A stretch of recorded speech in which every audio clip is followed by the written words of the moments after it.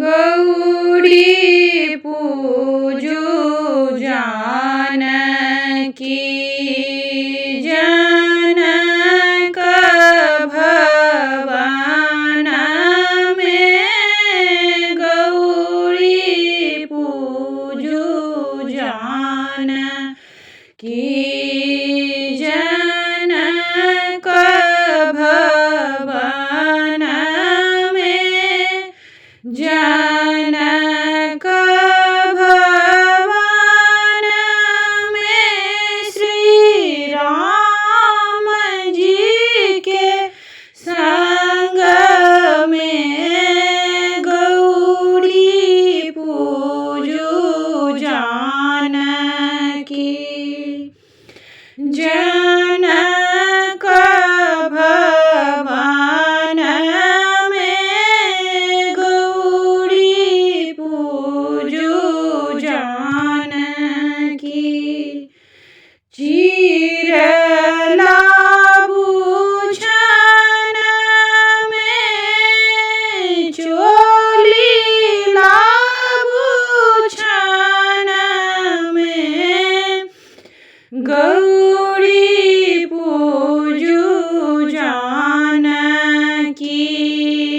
जनक भवन में फूल लाभूषण में जल लाभूषण में फूल लाभूषण में बेलपत्र लाभूषण में गौरी पूजो जानकी जनक भवन में धूप लाभू दीप लाभू नैवेद्य लाभूषण में गौरी पूजो जानकी जनक भवन में बिंदी लाभू सिंदूर लाभू सुपारी लाभू छन में गौरी पूजो जानकी जनक भवन में गौरी पूजो जानकी जनक भवन में श्री राम जी के संग में गौरी पूजो जानकी जनक भवन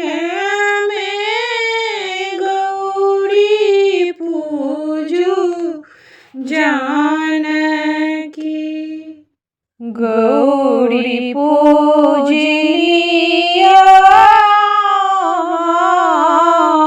जनक भवन में हे सुकुमारी सिया पूजी पूजी मांगू आई बात है सुकुमारी सिया पूजी पूजी मांगू आई बात है सुकुमारी सिया एक हाथ लिया सिया फूल के डलिया है सुकुमारी सिया दूसरा थे गौरी पूजुआ जुहे सुकुमारी सिया दूसरा थे गौरी पूजु आजु हे सुकुमारी सिया जय लाए सब दीन जप तप कलहु हे सुकुमारी सिया से हो बर भेटला भगवान हे सुकुमारी सिया से हो बर भेटला श्री राम हे सुकुमारी सिया गौरी पूजिलिया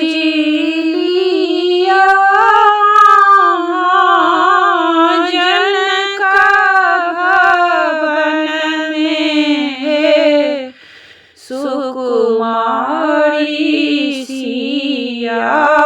पूजी पूजी मांगू आही बात है सुकुमारी सिया। तो धन्यवाद अहाँ सब गोटे के। देखियो गौरी पूजा के गीत हम अहाँ सबके सुनेलहुँ हैं जे मैथिली में अहाँ के जे मधुश्रावणी पंचमी आबऽ वाला छै